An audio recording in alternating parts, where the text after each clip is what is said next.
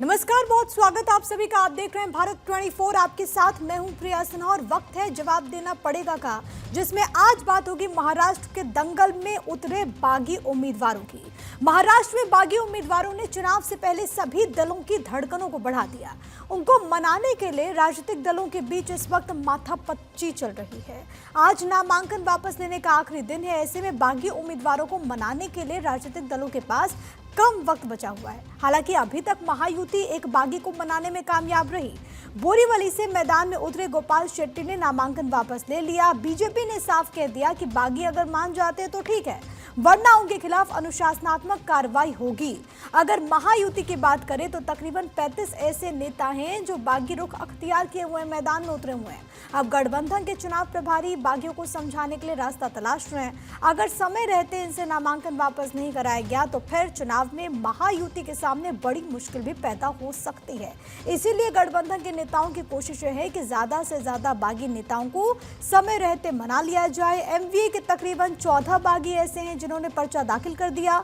MVA की भी मुश्किलें बढ़ी हुई हैं। ऐसे में सवाल उठता है कि बागी अगर मैदान में डटे रहते हैं तो चुनाव का रुख क्या रहेगा, क्योंकि महाराष्ट्र विधानसभा चुनाव का पिछला रिकॉर्ड अगर हम देखें तो बागी बड़ी संख्या में जीतते रहे हैं। ऐसे में कयास ये लगने लगे हैं कि बागी खेल बिगाड़ सकते हैं। आज इसी मुद्दे पर होगी चर्चा। हमारे साथ कुछ मेहमान भी जुड़ेंगे, लेकिन उससे पहले गोपाल शेट्टी को जरा सुन लेते हैं, जो कि बोरीवली से उम्मीदवार के तौर पर चुनावी मैदान में थे, लेकिन उन्होंने अपना पर्चा वापस ले लिया है। जरा सुनिए गोपाल शेट्टी को।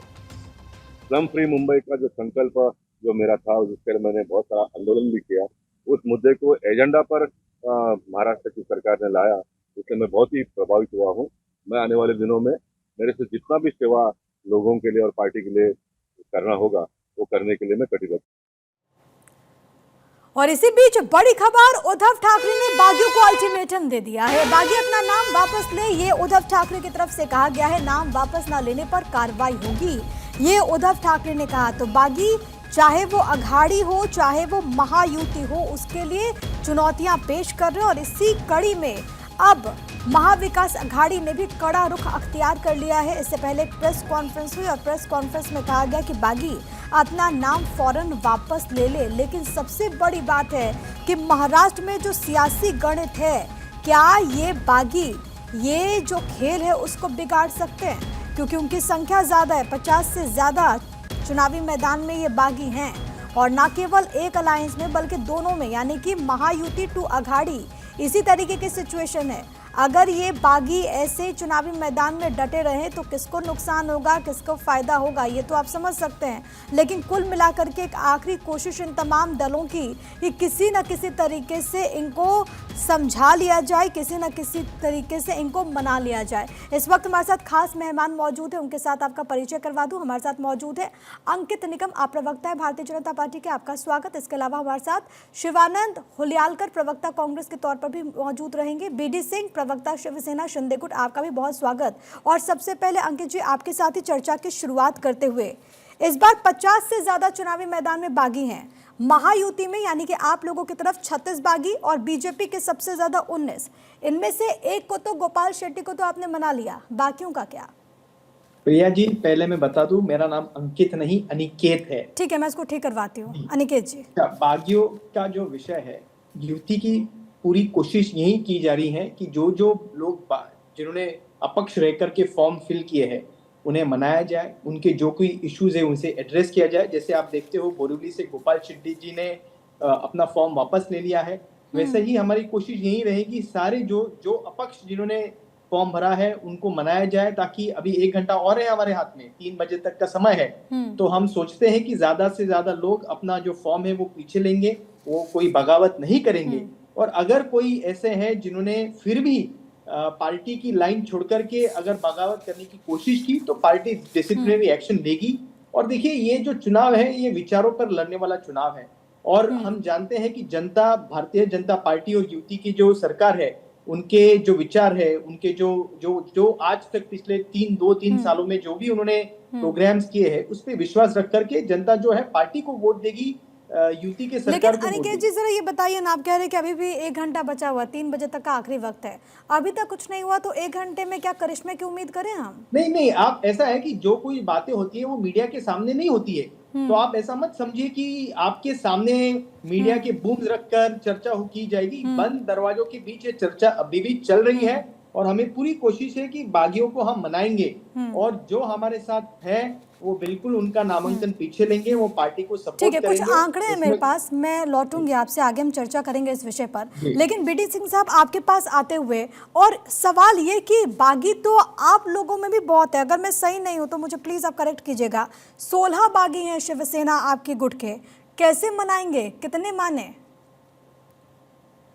देखिए, जो है बातचीत से हर चीज का रास्ता निकलता है और आज जो इंटरनल बातें हैं उसके अनुसार मैं आपको बताना चाहता हूं कि अल्टीमेटम ऑलरेडी बागियों को दे दिया गया है कि अगर ये जो है 3 बजे तक वो नाम वापस नहीं लेते हैं तो उनके ऊपर कड़ी से कड़ी कार्रवाई होगी।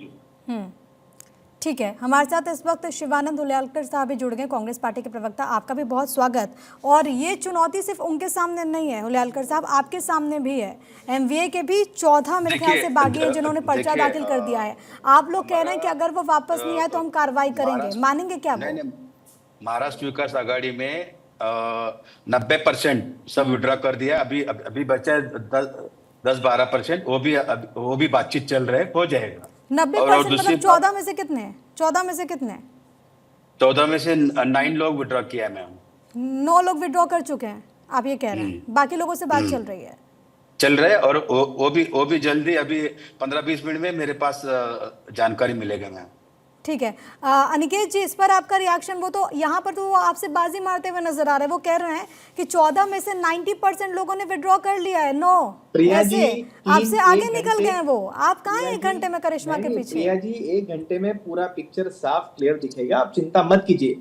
हमें हमारे जो पार्टी के लोग हैं उनकी चिंता है, जिन्होंने विपक्ष में फॉर्म भरे हैं उनकी चिंता है और हमारी पार्टी पूरी तरह से लगी हुई है और 3 बजे तक कुछ आपको भी पूरा पिक्चर क्लियर हो जाएगा, आप चिंता मत कीजिए। अगर नहीं, खुश होने का मौका तो मिला है सर, अनिकेत जी, खुश होने का तो मौका मिला है, मनाने में सफल रहे हैं। अगर हम यही डिबेट चर्चा करते तो शायद तब तक के हम सभी को फायदा होता है।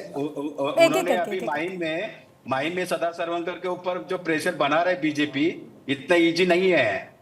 जो भी है अभी महाराष्ट्र में खेला हो जाएगा, हमारे यूपी आप के लोग चिंता हैं, मत हम बना लेंगे, कीजिए। आप और चिंता मत महाराष्ट्र कीजिए। विकास आघाड़ी 101% 220 के ऊपर हम चुन के आ रहे हैं मैडम, बहुत पॉजिटिव है। हुल्यालकर जी, आप हमारे बागियों की चिंता मत कीजिए, हमारी पार्टी पूरा ख्याल रख रही है। ठीक है, वो कह रहे हैं कि इतना इजी नहीं है महाराष्ट्र में, लेकिन अनिकेत जी मैं एक मिनट, अनिकेत जी और जहां सुनिए बीजेपी तो। कैंडिडेट है उधर एकनाथ शिंदे साहब ने सबको खड़ा किया है। और अभी देखिए एकनाथ शिंदे जी और ठीक है शिवानंद जी, आऊंगी आपके पास। अरे आपके लिए अच्छा मौका है, ठीक है ना, अब इंतजार कर लेते हैं। 20 तारीख भी है, उसके बाद 23 तारीख को भी हम चर्चा करेंगे। बिल्कुल ठीक है, जनता किसके हंसी पर मुहर लगाती है और किसको हंसने का मौका देती है, इस पर हम चर्चा करेंगे। लेकिन अनिकेत जी, एक प्रश्न है और ये आंकड़ा है दरअसल, 2014 में 26 बागी कुल जीते थे, इसमें आपके बागी 13 थे। 2019 में 34 बागी जीते थे, आपके बागी 13 थे। अब बताइए, इस बार इतनी बड़ी संख्या आपके बागियों की ही है, कैसे मनाएंगे 1 घंटे में? नहीं, ऐसा है कि ये बात नहीं है कि 1 घंटे में अभी मनाना शुरू किया है। मनाने की जो प्रोसेस है वो कब से चल रही है। नहीं, मैं तो कह रही हूं सर, इससे तो आप ही को नुकसान हो रहा है ना, इससे तो आप ही को नुकसान हो रहा है। मुझे बोलने दीजिए। हमें विश्वास है कि 1 घंटे में ज्यादा से ज्यादा लोग फॉर्म पीछे ले लेंगे, नंबर 1। नंबर 2, जो लोग फॉर्म नहीं पीछे लेंगे, पार्टी ने व्यवस्था की है। देखिए, मैं वैसे फिर एक बार दोहराना चाहूंगा कि ये जो वोटिंग इस बार होगा 2024 में, ये पार्टी के काम पर वोटिंग होगा। अगर बागी लोग ये सोचते हैं कि उनके वैयक्तिक जो है उस पे वोटिंग होगा तो वो गलत है। अभी लोग समझदार हो चुके हैं, नरेंद्र मोदी जी के नेतृत्व पे लोगों का विश्वास है, हमारे महाराष्ट्र के उप मुख्यमंत्री देवेंद्र जी के नेतृत्व पर लोगों का विश्वास है, बावनकुळे जी के नेतृत्व पर विश्वास है, सीएम शिंदे साहब के नेतृत्व पर विश्वास है।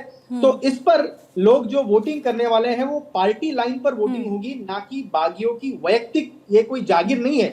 तो ऐसा बिल्कुल नहीं है और इस वजह से सभी बागियों को अल्टीमेटम दे चुके हैं। ठीक है, आप अल्टीमेटम दे रहे हैं और शिवानंद जी के चेहरे खिले हुए हैं क्योंकि वो कह रहे हैं कि भाई यहाँ पर तो हमने बाजी मार ली, हमने बागियों को बना लिया। शिवानंद जी जल्दी से, फिर हमारे पॉलिटिकल एडिटर भी कनेक्टेड है, मुझे उनके पास भी जाना है, जल्दी से 30 सेकंड में शिवानंद जी। उन्हें खुश होने दीजिए, उस खुशी, एक मिनट शिवानंद जी 30 सेकंड में जल्दी से। खुशी है, यही मैं कहूंगा। अनिकेत जी ठीक, शिवानंद जी 30 सेकंड। प्रिया जी, हमारे बीजेपी मेरे मित्र जो है प्रवक्ता साहब, उन्होंने बताया कि पहला नाम किसका लिया, देवेंद्र फडणवीस का। इनका एकनाथ शिंदे साहब सीएम है, सीएम का देवेंद्र फडणवीस थोड़ी है।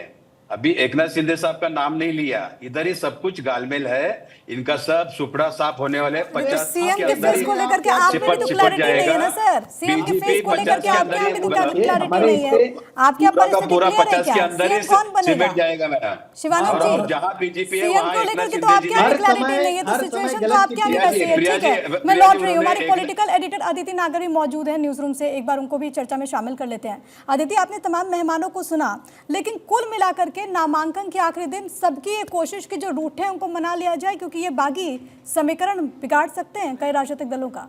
बहुत लंबे समय से महाराष्ट्र में क्या होगा क्या नहीं होगा, टिकट वितरण से क्या नजर आया, कौन जीत सकता है, कौन लीड ले रहा है, और फिर जब तमाम तरीके की बातों के बीच में आज वो महत्वपूर्ण दिन है जब एक्चुअल में आज रात को जब शाम को 6 बज जाएंगे, कितने लोग 50 में से कितने लोग अपने नामांकन वापस लेते हैं बागी, उसके बाद समीकरण काफ़ी कुछ साफ होगा कि क्या कुछ होता है, मतलब किस पार्टी का पलड़ा भारी होता है। क्योंकि आप देखिए 36 तो महायुति से बागी हैं और आप देखें कि कांग्रेस से भी काफ़ी ज़्यादा बागी हैं।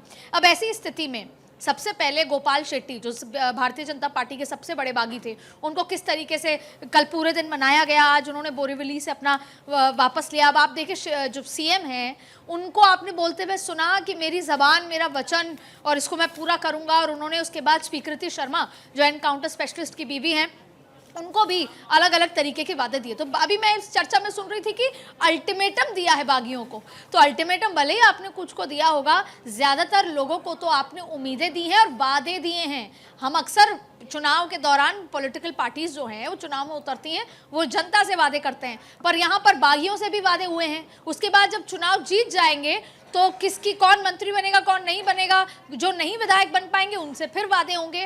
तो ये जो छोटा सा रूप है, अब इसको किस तरीके से कहा जाए, ब्लैकमेल होने का या ब्लैकमेल करने का, लेकिन ये बागी समीकरण बिगाड़ सकते हैं। आपने देखा हरियाणा, उसकी एक तस्वीर थी, हरियाणा में किस तरीके से बागी खड़े भी किए गए।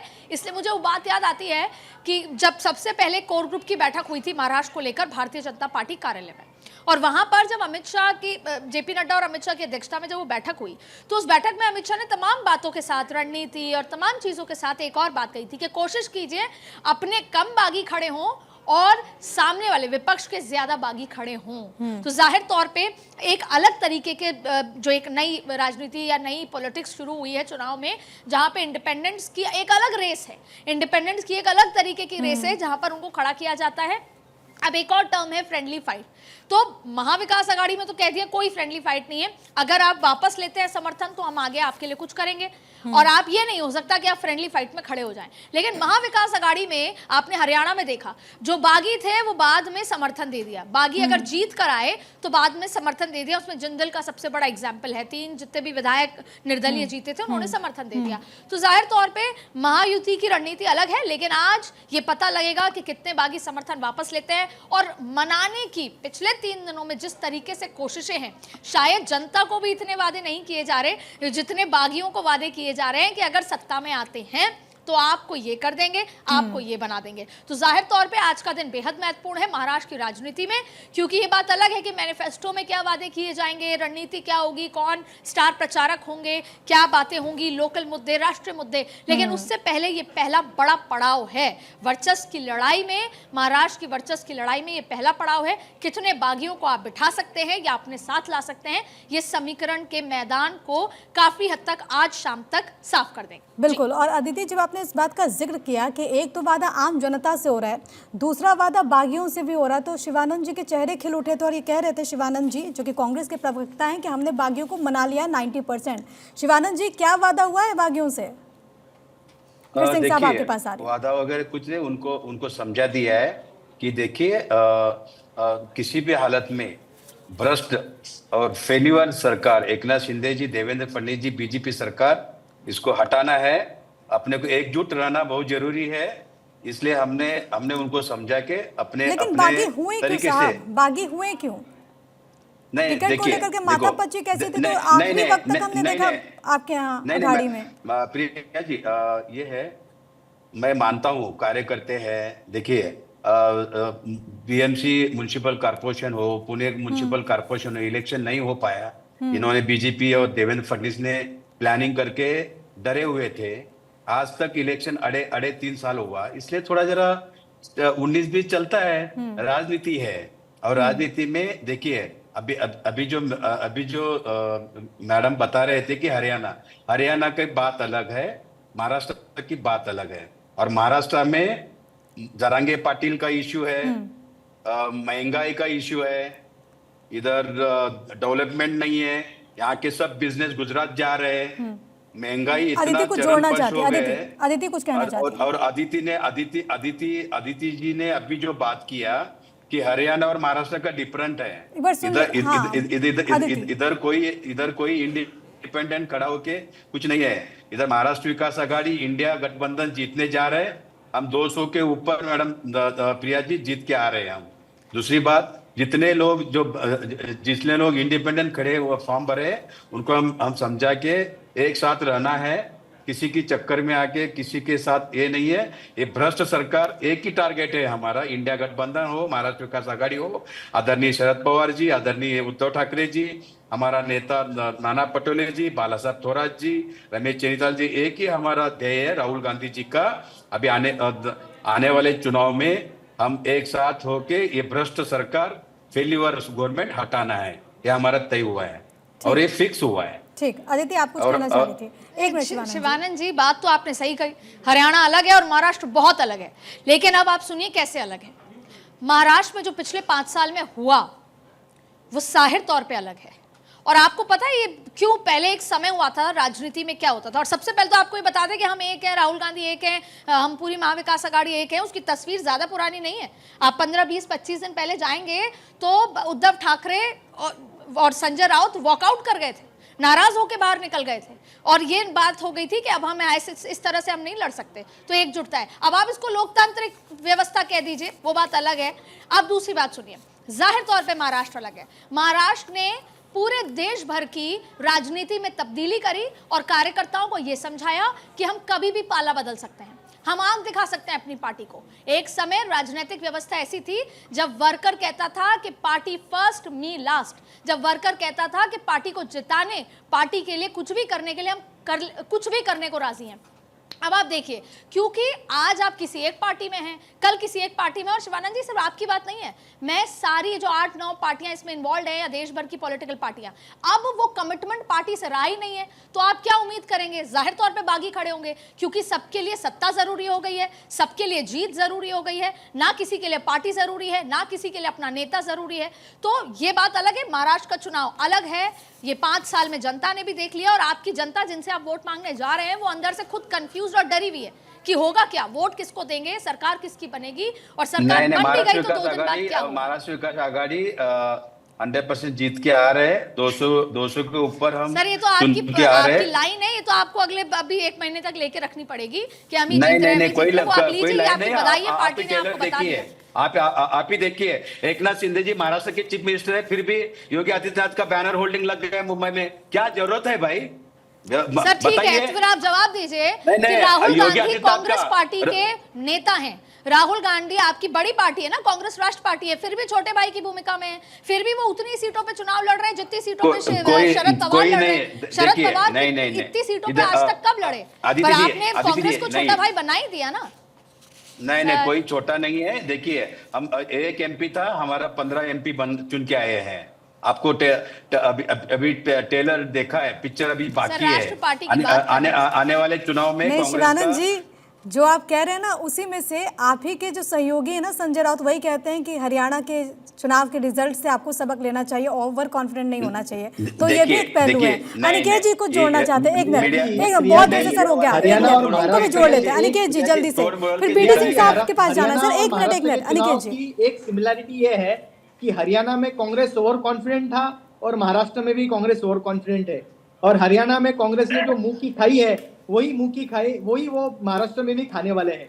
आपको पता है, और जैसे आदित्य जी ने कहा कि जब सीट शेयरिंग चल रहा था तो तू मैं पर आ चुके थे ये महाविकास आघाड़ी वाले। तो आज उन्होंने ये कहना कितना गलत है कि हम बिल्कुल पावर में आने वाले हैं, बिल्कुल सत्ता में आने वाले हैं। क्योंकि कांग्रेस के दिन पूरे देश जानती है, जब कांग्रेस के दिन आते हैं तो देश में कैसे भ्रष्टाचार बनता है, कैसे अत्याचार बढ़ता है।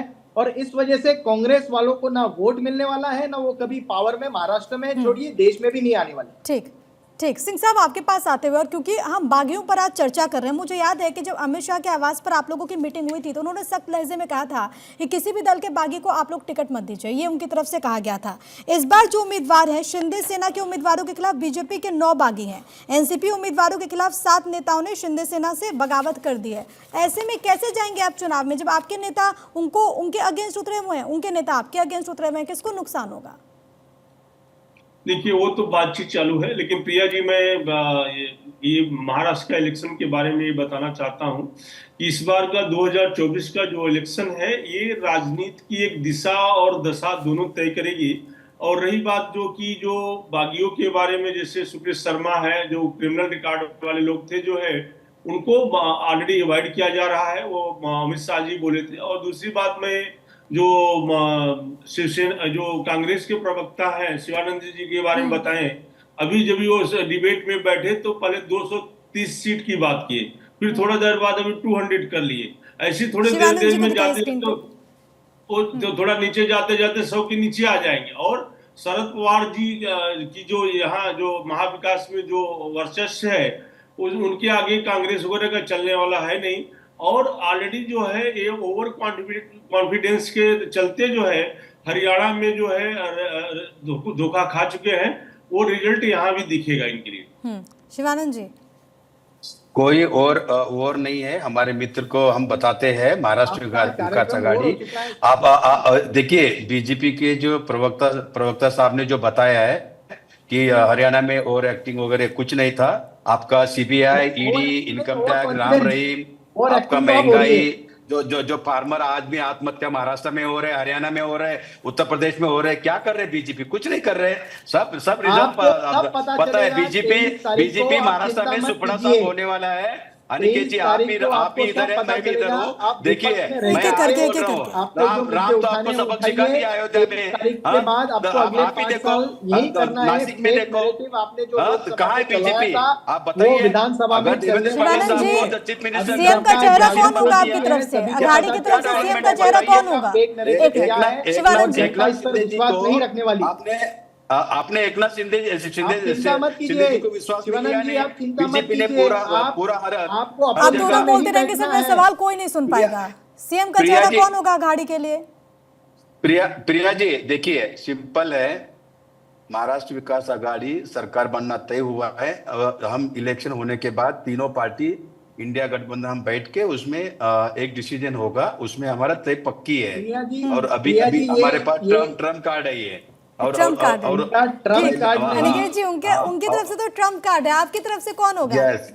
देवेंद्र फडणवीस या एकनाथ शिंदे? बेतुकी बातें हैं इनकी, ये ऐसा बोल रहे हैं जैसे ये भविष्य देख पाते हैं। अगर वो देख पाते तो हरियाणा में क्या होने वाला है वो समझ पाते। उनको बोलने दीजिए, वक्त की सिर्फ कमी है, 1 मिनट, उनको कंप्लीट करने दीजिए। मैं आप सभी को रोक